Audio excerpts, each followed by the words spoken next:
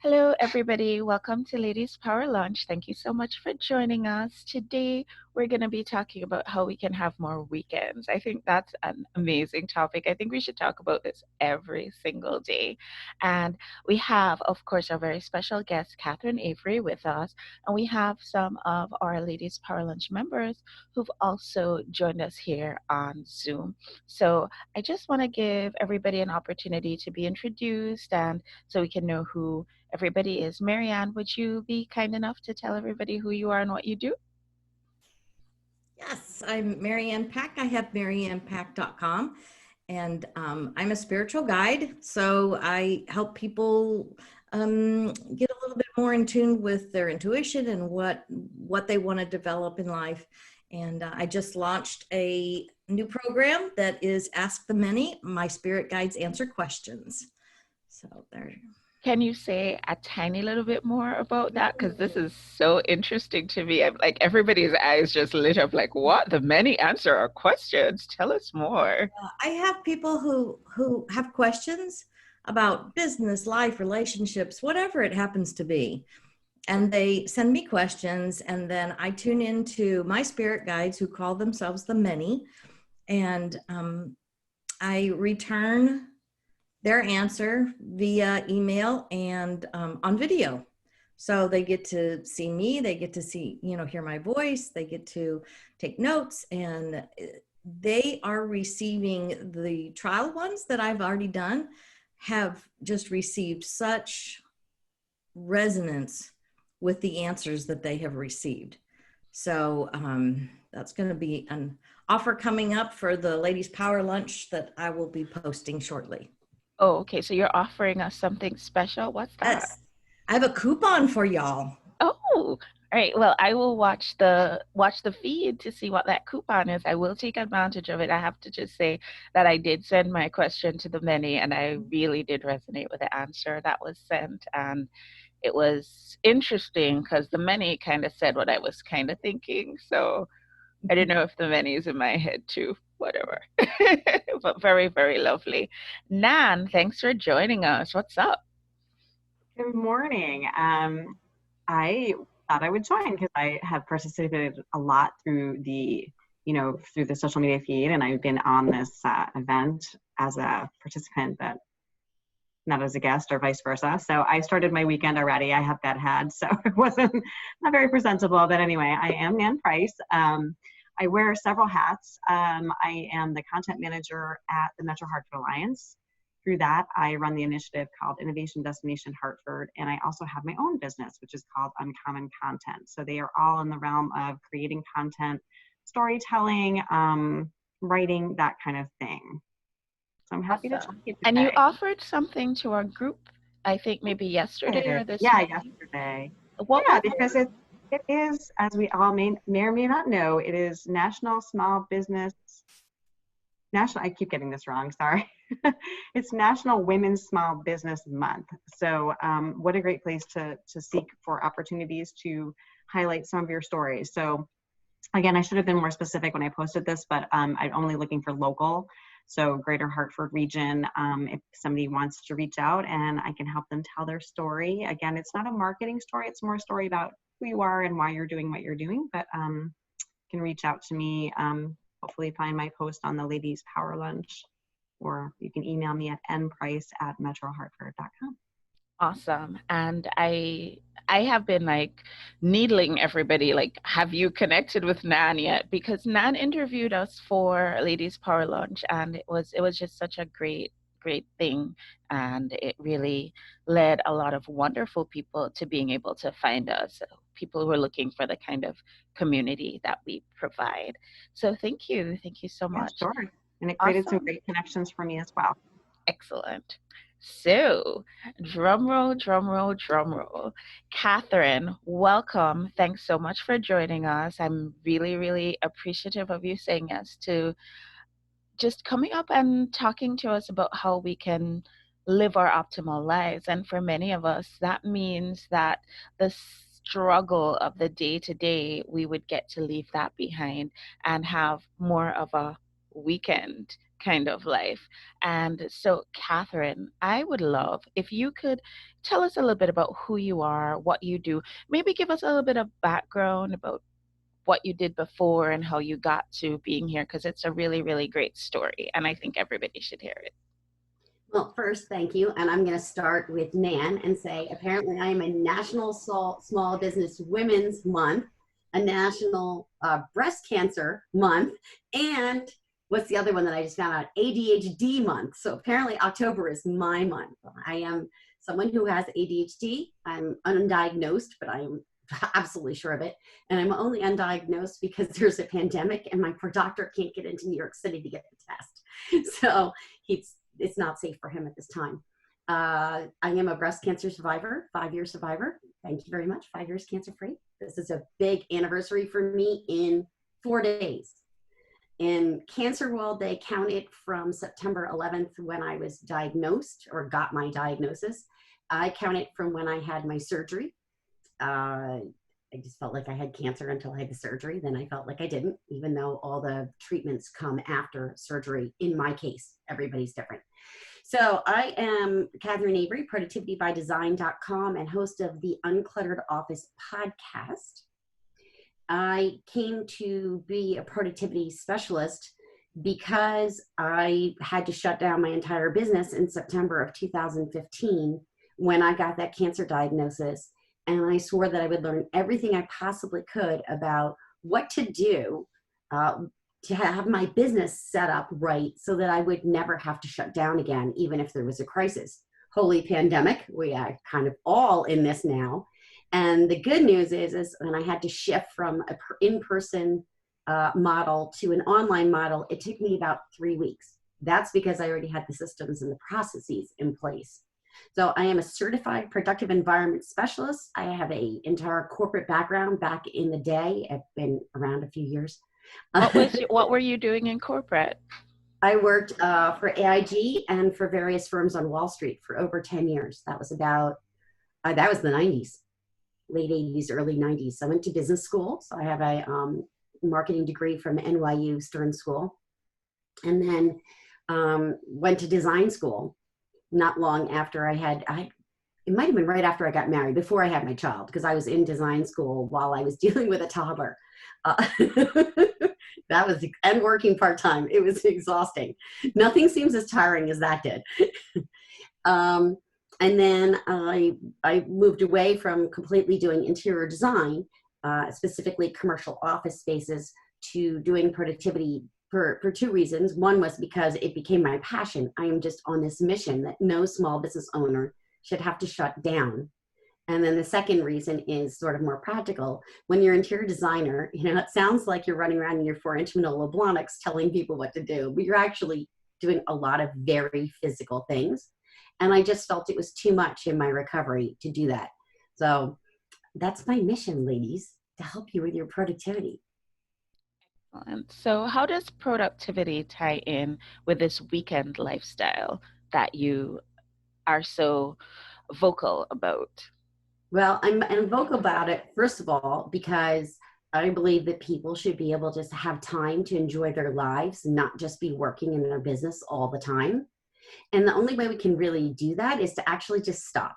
And it's super hard for us ladies. We tend to give, and we forget to take care of ourselves. A lot of oxygen mask on first there.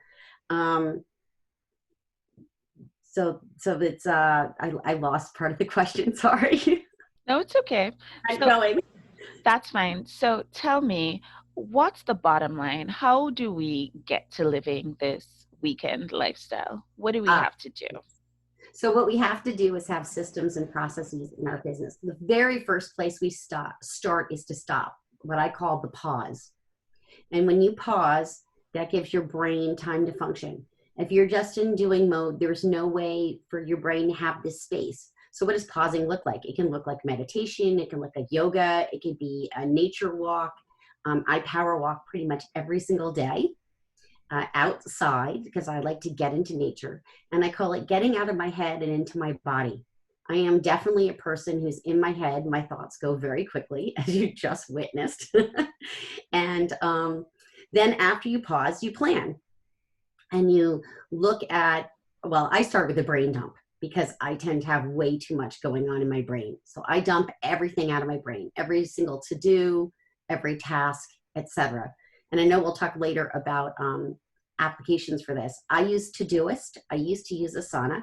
And after 6 years of using Asana, which I loved, I just burned out on it and went over to Todoist. And I love Todoist. I'm really happy with it.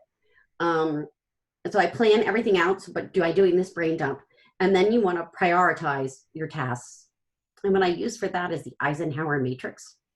And the Eisenhower Matrix has 4 corners, and it's complicated without a sheet. So I'll make sure I post one for all of you in the group.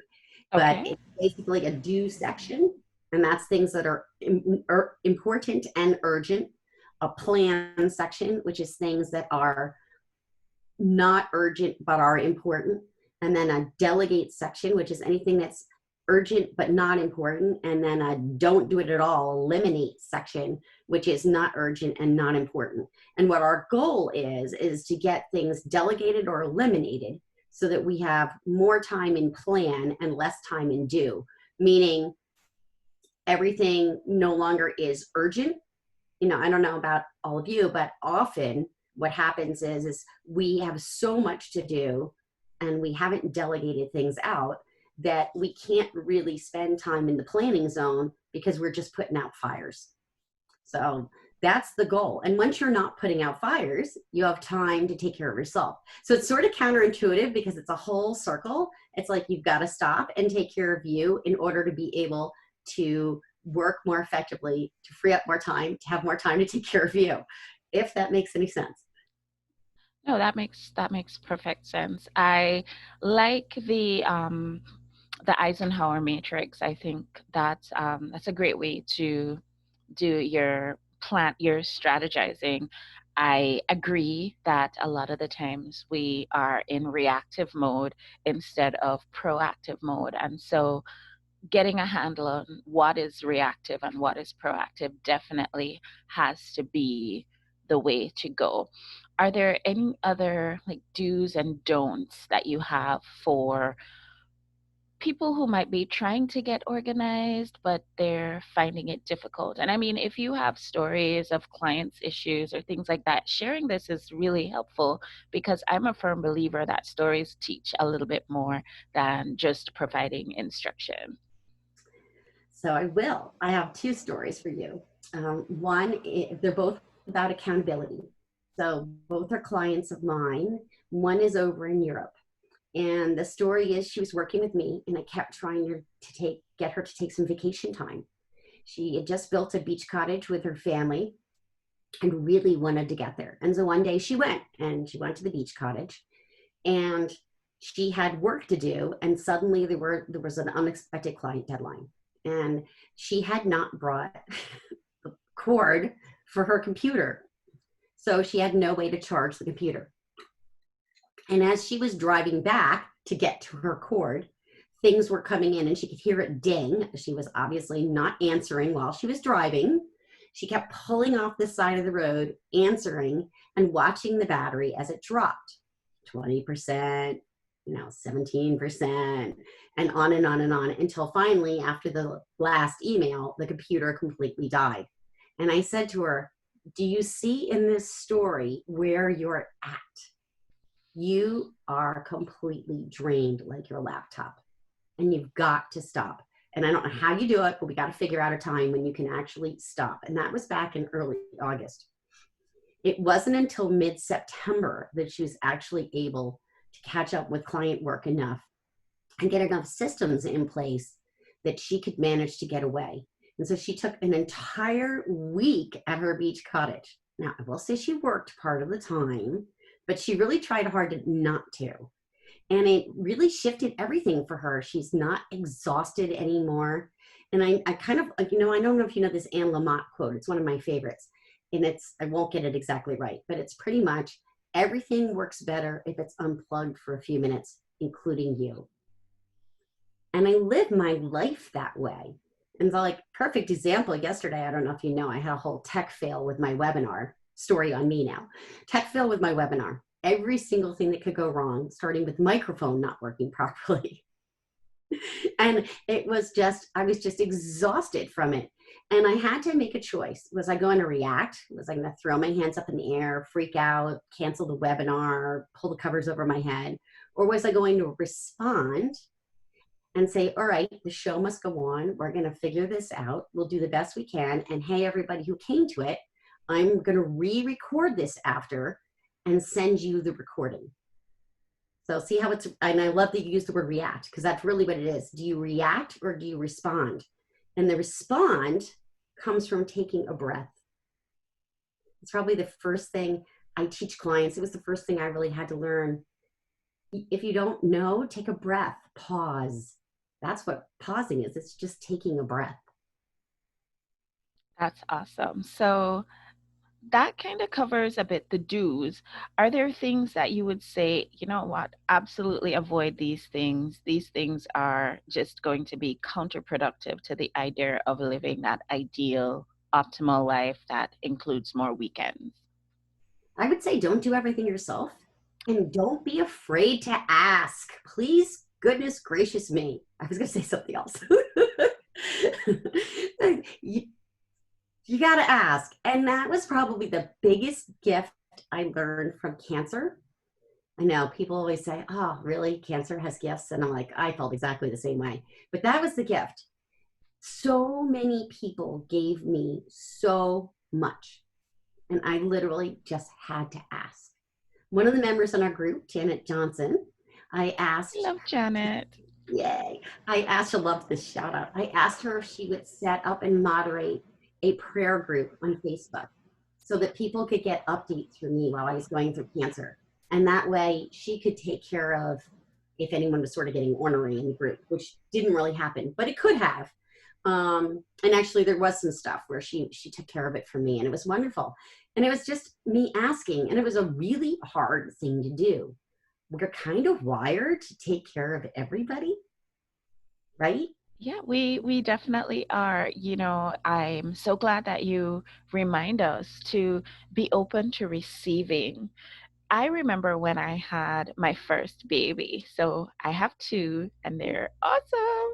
And whenever I think of them, I just smile. But when I had my first baby, I am driven by this code of doing more and pushing and getting everything done. And of course, my baby was, you know, not sleeping through the night as babies do. They don't know yet, and all of that fun stuff. And my mother-in-law was so kind, and she was always coming over and always coming over. And then it occurred to me, hang on, this is a huge, huge blessing. For one, she's having an opportunity to spend this time with her grandchild. That's a beautiful thing for her. But two, I could take a nap.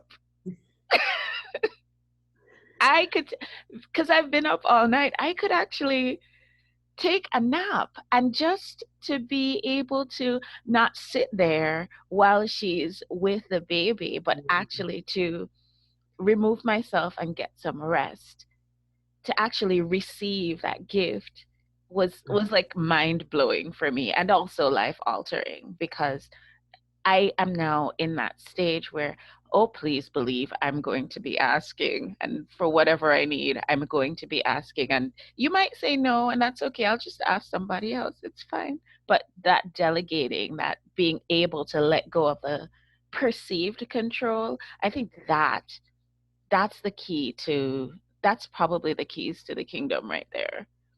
Right. And you mentioned saying no, and boundaries are huge. And here's this beautiful way you allowed space for your mother-in-law to enjoy your child, but you also could draw a boundary around, hey, I can take care of me now. How great is that? And I saw it with my mother-in-law, same kind of story. When my daughter was born, she said, I'm not babysitting every day while you go back to work. And Yay I'm for like, her. good for you. She said, you want to go on a date? You need help because somebody's sick? That's a different story. I'm happy to step in. But she said, I have a life now, and that's how this is going to be. And I said, thank you. And she looked at me. And I said, no, I would much rather know exactly where you stand. Exactly. You you know my husband and I dated every single week after she was born, the baby? That's wonderful. That's Because wonderful. I would take her for a couple hours and we'd go have a cup of coffee at Starbucks or something. And we got out of the house and were able to continue to date pretty much for the first 3.5 years of her life. That is wonderful. That's an amazing story. I love that. And I love how the boundary made your life richer. Isn't It that does. amazing? I It love does. that. And that's one of the reasons why when I ask for something, and my friends who I've asked for things, Marianne, know that I say, listen, you can say absolutely not. That is a perfectly valid answer. And that doesn't mean that I will love you any less because I respect your boundaries. Absolutely. I love that so much. So let's talk tech. Little hacks, little, I don't know, podcasts that we need to listen to, or a book that we should read, or, plugins, or something, things that help us to be more productive so that we can go have the weekend when it's weekend time. So from a standpoint of books, there are so many books on productivity. I would say just choose the one that resonates with you because there are dozens. Mm-hmm. Or listen to my podcast, Yes. which is the Uncluttered Office podcast. We And can I find that on iTunes. Right, and Okay. Stitcher and a whole iHeartRadio, the whole 9 yards. You're going to be coming on my podcast hopefully next month. Yes, ma'am. Fingers crossed, we're going to work on that. From a tech standpoint, like I mentioned, Todoist. I used Asana for years. It's a wonderful platform. Either one of these is great for project management. Also Trello. I never resonated with Trello, but people who use it love it. And Trello is great. So let's talk a little bit about kinds of people. Todoist and Asana are very list oriented and calendar oriented. Trello is very visual. And ironically, I'm a visual person, but I just can't get the whole moving the board around thing. Somehow my brain implodes without a list. But people who use it love it. It's a phenomenal tool. Have a contact management system. There's nothing wrong with Mailchimp. It is how I send out my e-newsletter. But when it comes to my customer relationship management software, I actually use ActiveCampaign. ActiveCampaign. Okay. Much more robust, and I love So ActiveCampaign. I have a question.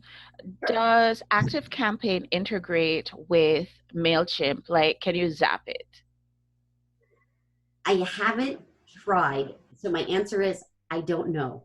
Well, we're gonna try that because that's interesting. And Yeah, I will try. I will post it in the group, and we can all see. Because Zapier is like my magic wand for everything now.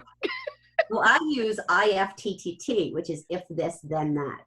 Oh. But I bet you could drag me to the other side. Well, I don't know. I don't think it's an either or. I think it's we have so many tools. Let's use the ones that work for the different things that we're doing.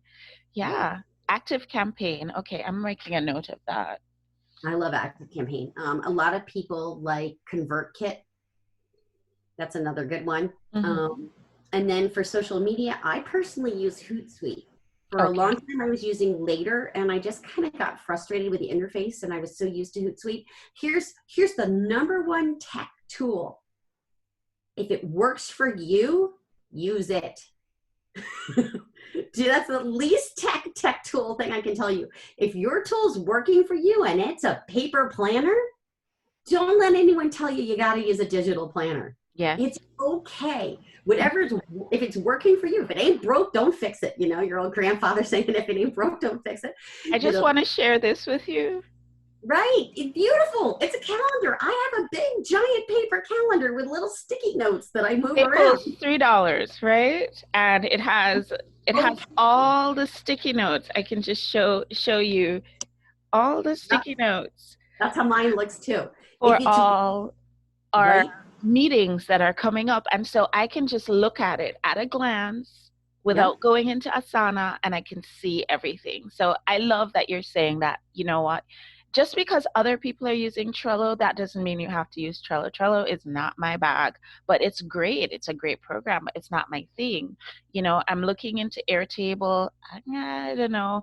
It feels like a new thing for me to have to learn, but it's available, and it might be. I was talking to this guy who does podcasts on podcasts, and he was like, "Oh yeah, you can't do anything without Airtable." So I was checking it out. It's, it has a lot of functionality. You got to choose what works for you. I absolutely, absolutely agree with that. So that's how I plan, by the way.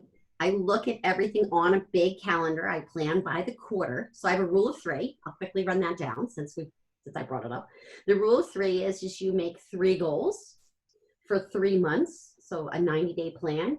And then you have, you take 3 minutes at the end of each day to write down what tomorrow's 3 goals are.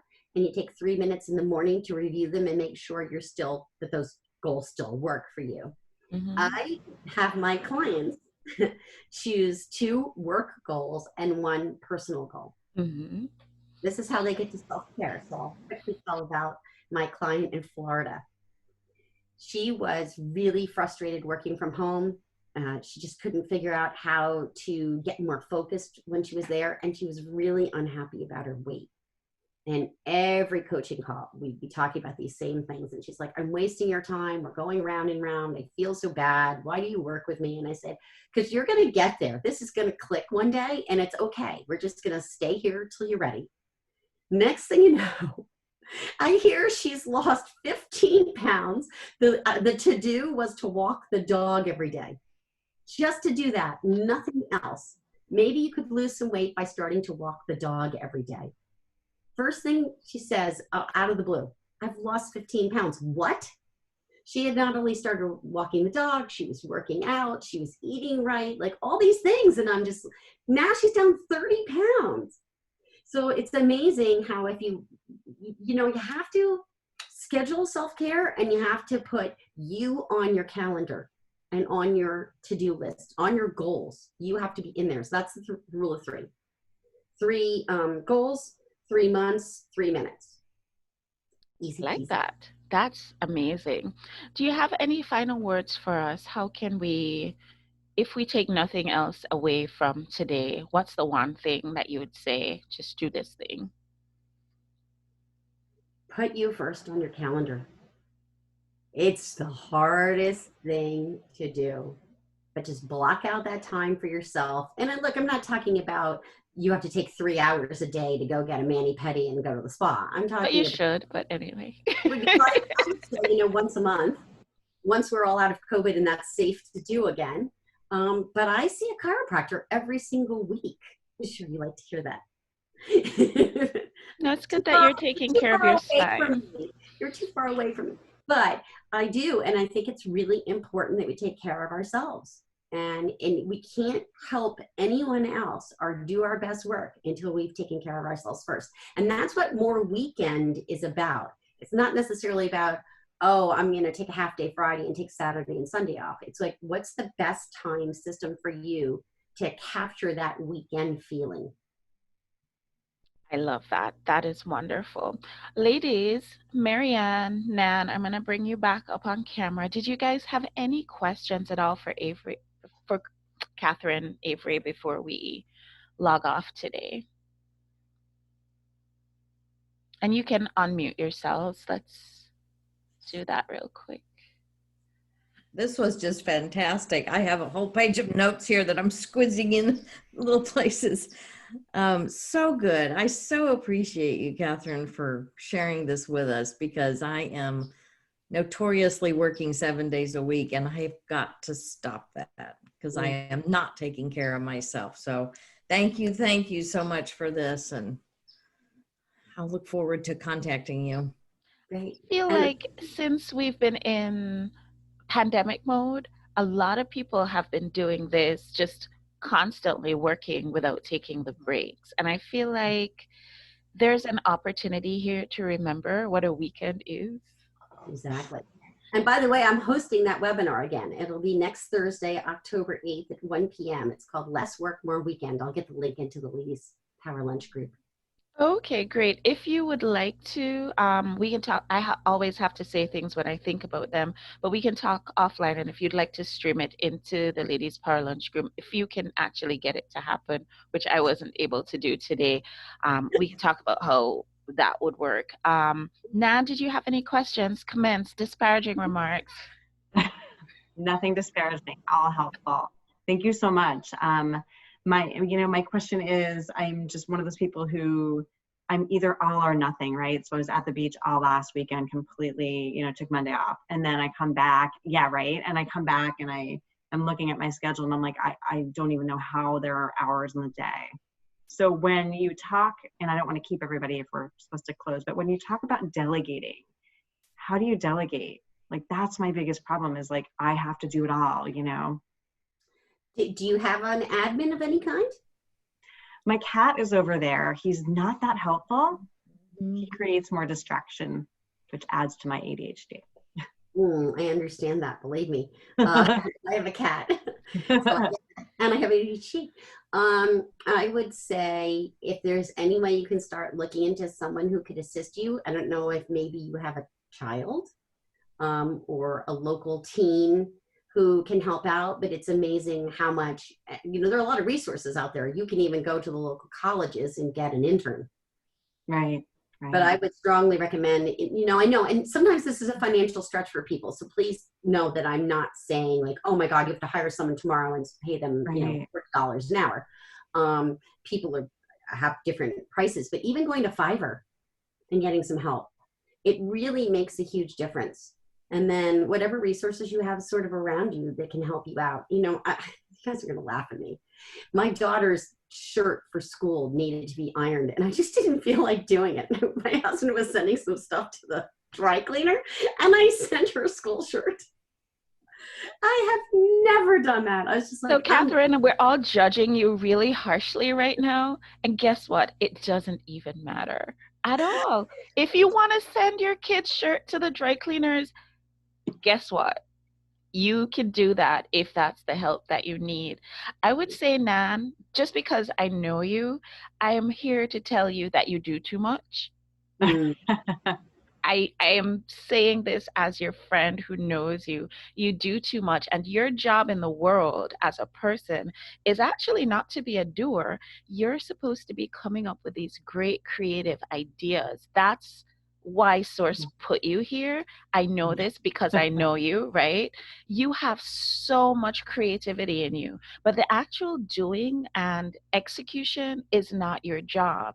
And so I would say talk to Catherine, because there is a way that you can remember this, remember what your job is, and let the other people who are meant to do the pieces and who would love to support you, like my mother-in-law, who would love to spend that time with the baby, be in that receiving mode to get the things that are coming to you. And that will free you up to have even more of the creative ideas, because there's more to be birthed out of you.